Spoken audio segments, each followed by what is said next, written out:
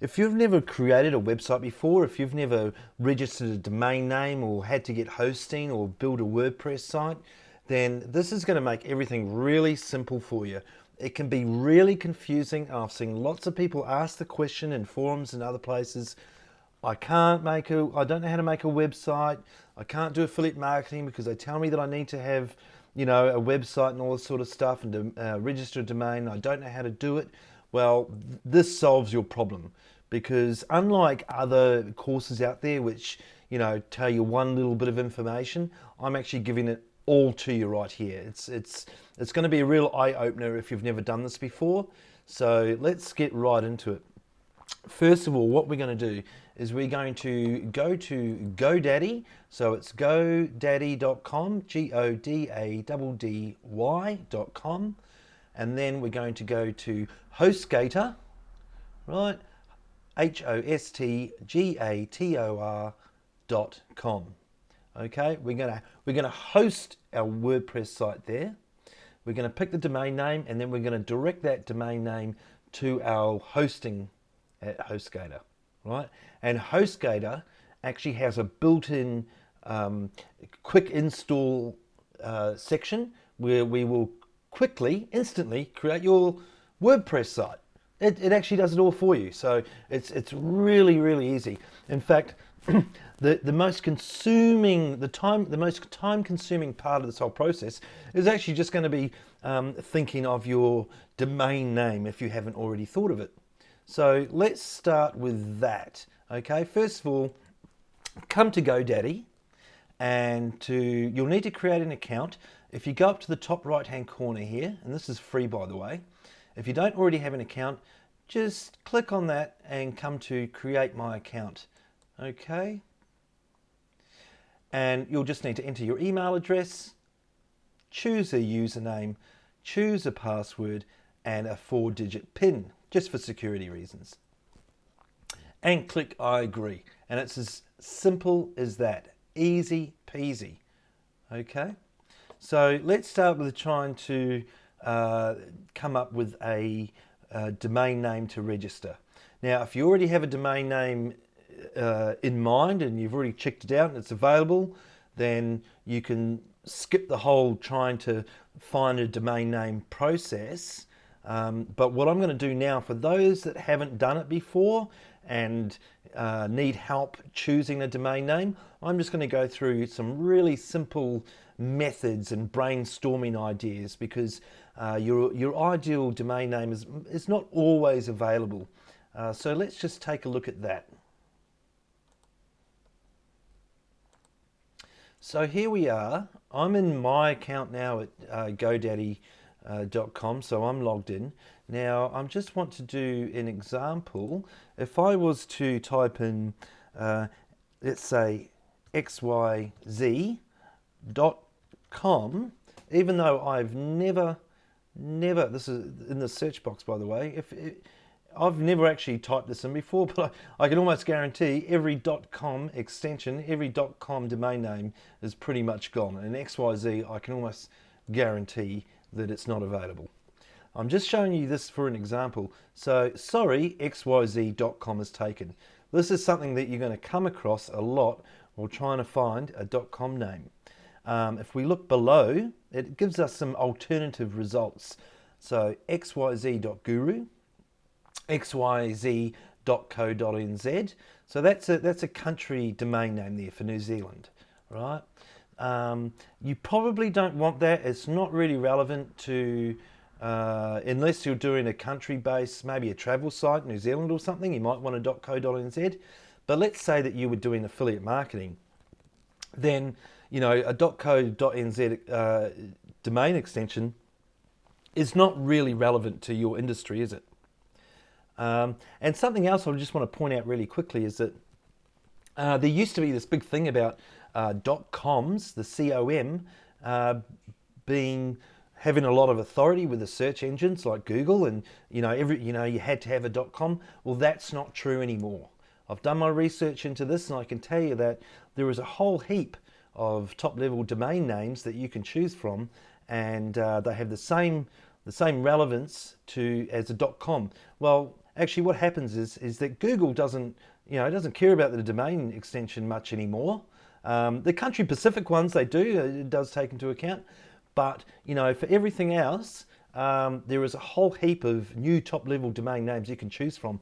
Now, if you go to Google and type in TLD list, L-I-S-T, and search for that, you will find the Wikipedia list of top level domain names. Now, if we scroll down about halfway, these are all the country domain names. If you've got a country Pacific website, then that's fine. Travel or something like that, you're in the travel industry. But if not, keep going down till you're about halfway down the page and you'll come to this area here. And it says generic top level domain names. Now, see at the top here, we've got academy, accountant, accountants, cloud, active, actor, adult, aero, agency, air force, apartments. So an app. So, if you were making apps, phone apps, .app would be more relevant to what you were doing. Autos, maybe if you're selling cars, is .autos, .audio. Beer, if you've got a brand of beer that you're trying to promote, .beer. So there's lots of choices here. Now, how do you search for them on GoDaddy? Well, let's go back to GoDaddy. All you have to do is type in whatever you want your domain name to be, your URL, and then dot and whatever the extension is. Even though it gives results below here, it only gives sort of like 20 or 30 results. So it's not giving you all the possibilities, only giving you some. So let's try, for example, I'll type in Paul Morris and put the dot in, and whatever that extension is that you want. So I know that there's an online there and it's not registered because I've already checked, but let's online and then search again.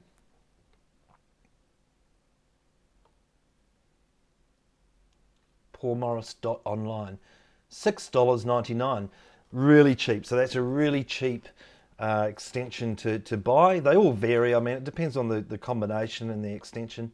Guru would have been $57, $58. paulmorris.co is $12.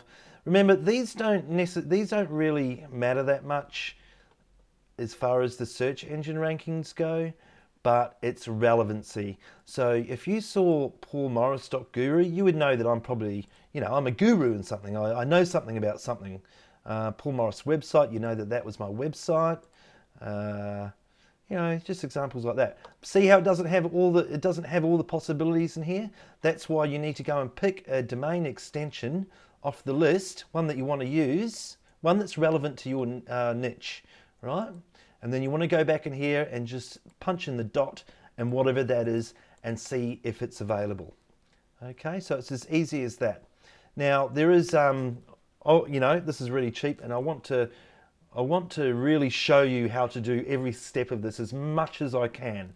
So I'm going to buy this domain now, and it's as easy as just going continue to cart. Now you'll be redirected to this page here, and it's protect my personal information. Now, what it'll do is when somebody goes to a Whois site, so whois.com, Whois, and if somebody wanted to look up who is the owner of a domain, a particular domain name or URL, it is actually public information. So you can pay to protect some of that information, and maybe just have maybe a contact email left up there, but it hides your name and a few other bits and pieces. Just gives you a little bit more privacy. I do believe that Google actually gives preferences to domain. If you're going for SEO and you want search engine results, it does actually prefer public information. It just gives a little bit more legitimacy to the website. And one more tip too, I'm only hosting this for 1 year, and also it does help to host for more years. I like to keep the costs down, especially when I'm just doing demonstration purposes. So if you can afford to have it for 2 or 3 years and just pay a few more bucks, go ahead and do that, because if it's long-term SEO that you're looking for, keep your information public. You could just have a Gmail email on there, and maybe a business phone number or something like that. If you do want to protect your personal information, then it's $12 extra, so it's no big deal. I'm just going to leave my personal information public and say no thanks. Okay, don't worry about the website builder or the hosting. Even though you can do it here, I'm going to use HostGator, and you'll see when we get to that, you'll see why. It's just a lot more. HostGator is more of a dedicated hosting site, and they're a lot more user friendly. So as I said, you can do it different ways, but I'm showing you this is through years of trial and error. So I'm showing you the best way that I've found to do things, to keep things really, really simple and easy, especially when you want to sort of change things around and expand later on. It's easy to have all your hosting in one spot and all your sort of domains in another, and there's a reason for that, and I'm sure it will become clear as we go forward. So continue to cart. Whoa, $300. No. So what we do is we go up here and we turn this 5 years into 1 year. Right? And now it's come back down to $6.99 a year. I think it shouldn't have been that much anyway. Something going on there, but don't worry about it. I'll go back to 5 years. Why was that so much?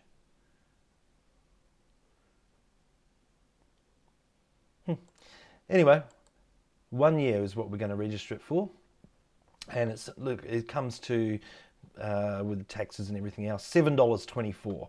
So that's pretty affordable. No big issues there. So we just go proceed to checkout. Right. I have some Visa card details here, which I have an account. You'll need to set this up, by the way. Obviously, you can do credit card, PayPal, a couple of other choices there, but PayPal or credit card is pretty normal. You'll have to click I agree and place your order.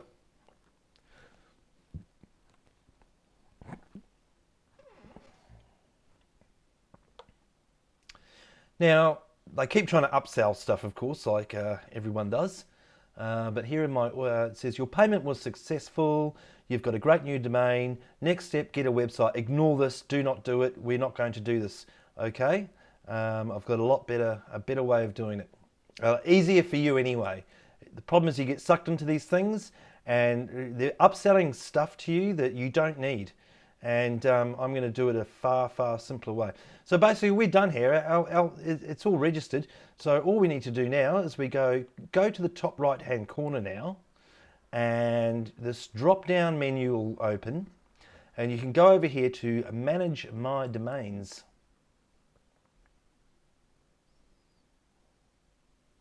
Just for security reasons, it asks me to log back in. It does this every time. That's normal.